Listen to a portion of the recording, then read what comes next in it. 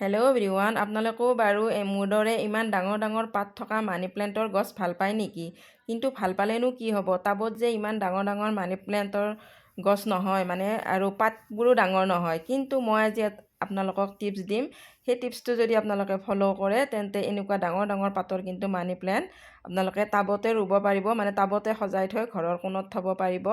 আৰু এনেকুৱা গছক ছাপৰ্টৰ দৰকাৰ হয়, আৰু এই ছাপৰ্টনো কেনেকৈ দিব সেয়া আপোনালোকক দেখুৱাম। আৰু দেখিছেনে, টাবৰ মাটি কিন্তু মোৰ একদম শুকাই আছে, কিন্তু গছ কিন্তু পূৰা ফ্ৰেছ হৈ আছে।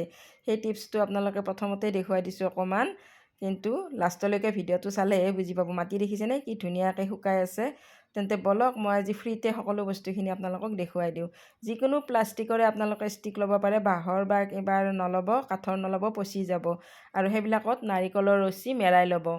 নাৰিকলৰ ৰছী নাথাকিলে ঝাৰু যে থাকে, ঝাৰুৰ তলৰ অংশখিনিও ল'ব পাৰে। মুঠৰ ওপৰত প্লাষ্টিকৰ হ'ব লাগিব, আৰু ওপৰত শিপা মাৰিব পৰা বস্তু হ'ব লাগিব। আৰু তেনেকুৱা ঘাঁহ বন খেৰ আদিও বান্ধি দিব পাৰিব। বাৰু যিয়ে নহওক, এয়া দেখিছেনে, এই মানি প্লেণ্টৰ আগ এটা মই কিন্তু বেলেগ গছত বগাই থকাহে আনিছোঁ।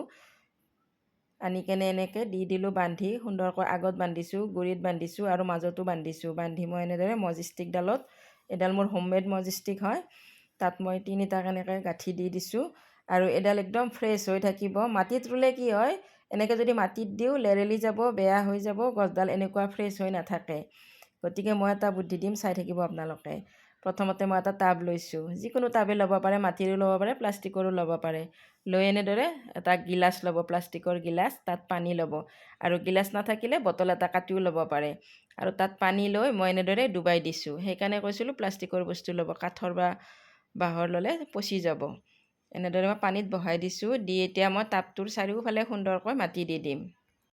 এয়া টাবটোৰ চাৰিওফালে মাটি দি দিছোঁ। আপোনালোকে ভাবিব পাৰে যে মাটিটোতো ৰুব পাৰে, কিন্তু মাটিত ৰুলে কিন্তু এনেকুৱা হৈ নাথাকে, লেৰেলি যাব, একদম বেয়া হৈ যাব গছডাল। আৰু এতিয়া যে মই একে পানী দিলোঁ, দি এনেদৰে মাটিটো টাইট কৰি দিলোঁ, ধুনীয়া ফ্ৰেছ হৈ থাকিল। আৰু সৰু সৰু পুলি দুটা লৈছোঁ, লৈ মই ছাইডত ৰুই দিম।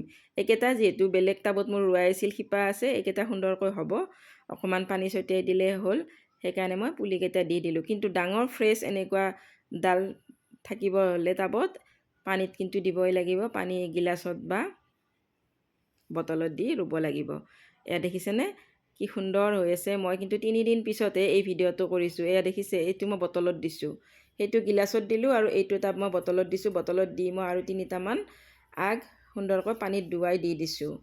আৰু বটলটোৰ ভিতৰত কিন্তু কেইটামান শিলো দিছোঁ মই, সৰু সৰু শিল। মাটি দেখিছেনে কি সুন্দৰকৈ শুকাই আছে, কিন্তু গছ মোৰ একদম ফ্ৰেছ হৈ আছে। তাৰপাছত আনি মই ড্ৰয়িং ৰুমৰ এটা কোণত থৈ দিলোঁ। মই যে মানি প্লেণ্ট বহুত ভাল পাওঁ। আচলতে পইচা আহে, কিবা আহে, এইবোৰ মিছা কথা, কিন্তু চকুৰ সৌন্দৰ্যৰ কাৰণে আৰু আমাৰ বায়ুটো, প্ৰদূষিত বায়ুটো ফ্ৰেছ কৰে কাৰণেহে মই ৰাখোঁ। তাৰপাছত এইডালো হৈছে ফিলডেণ্ড্ৰন নিয়ন কালাৰ। এইডালতো মই নাৰিকলৰ ৰছী মেৰাই এনেদৰে, নাৰিকলৰ ৰছী আপোনালোকে পাই যাব, দোকানবিলাকত পাবয়ে, চিমেণ্টৰ দোকানত বা হাৰ্ডৱেৰ দোকানত পায়ে যায়। তাৰপাছত এনেকৈ মই চবতে ছাপোৰ্ট দি দিছোঁ। আৰু যিডাল মানি প্লেণ্ট ধৰক এনেই টাবত ৰুইছোঁ, সেইবিলাক দেখিছেনে কেনেকুৱা বেকা বেকি হৈ গৈছে, আৰু পাতবোৰ কেনেকুৱা সৰু হৈছে। গতিকে মোৰ পচন্দ নালাগে, ৰুই থৈছোঁ আৰু পচন্দ নালাগে, তেনেকুৱা কিন্তু বহুত পচন্দ লাগে।